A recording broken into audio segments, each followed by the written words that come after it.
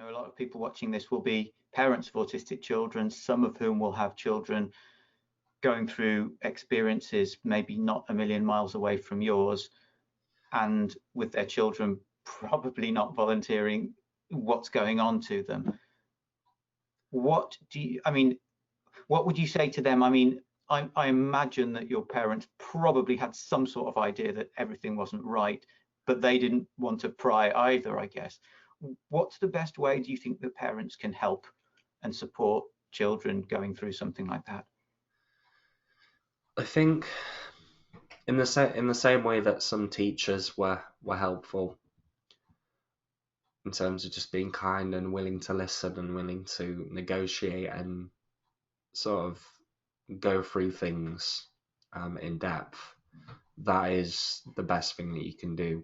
Just be there as a supportive person that's willing to listen, not wanting to immediately judge and immediately offer a simple solution that could be very easily come up with by the autistic person, but to actually have open the conversation to sort of talking about it in depth and explaining the intricacies of the problems that the autistic person has. Yeah. That is probably the number one thing in terms of executive function. I think executive functioning is probably something that parents have to do anyway for non-autistic people in terms of cooking and cleaning and stuff.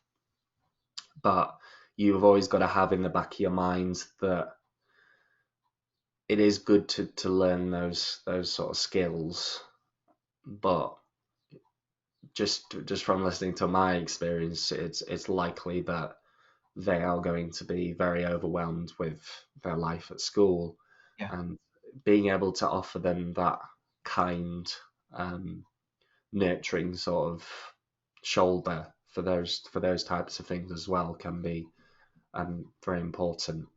Yeah. Or maybe even just to create the space, because it's so easy for daily life to move at a very fast pace and to be full of all the practical things that need to happen.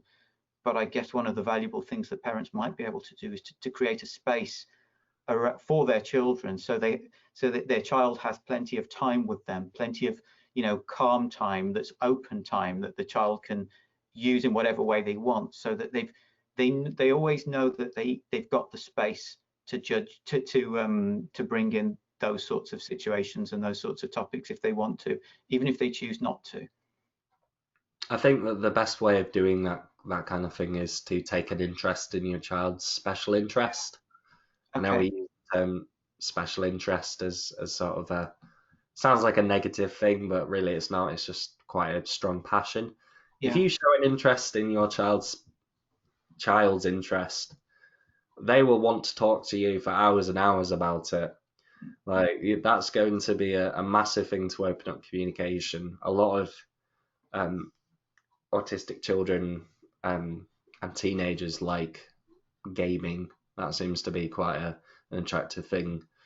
And if you can sort of pull yourself into that special interest as much as possible, that would be a good way of opening them up, because that special interest is usually quite a massive anchor emotionally for that person. It gives them a lot of escape, and if you're not involved in that escape, then it's going to be quite hard to tap into their world, I guess. Yeah.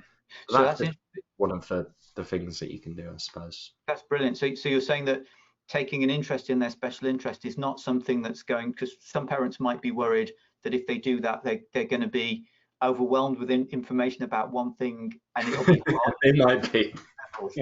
But what you're saying is that it could also lead to a greater feeling in the child, that they feel close to the parent, and that could lead to them opening up about other areas and really trusting the parent, because they feel that they're understood more than they would otherwise feel.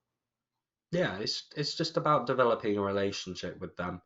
We don't like to do idle chit chat about our days at school or our relationship. That's a really difficult question, isn't it? How was your day at school? What do you mean? Which part of it are you talking about? Yes, I don't even like.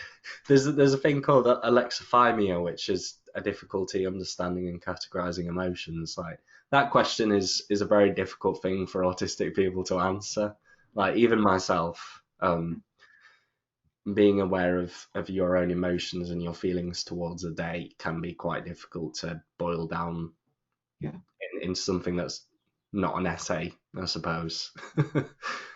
Just taking that special interest is showing an interest in that and being willing to, for example, if I don't know, there's typical example of Minecraft.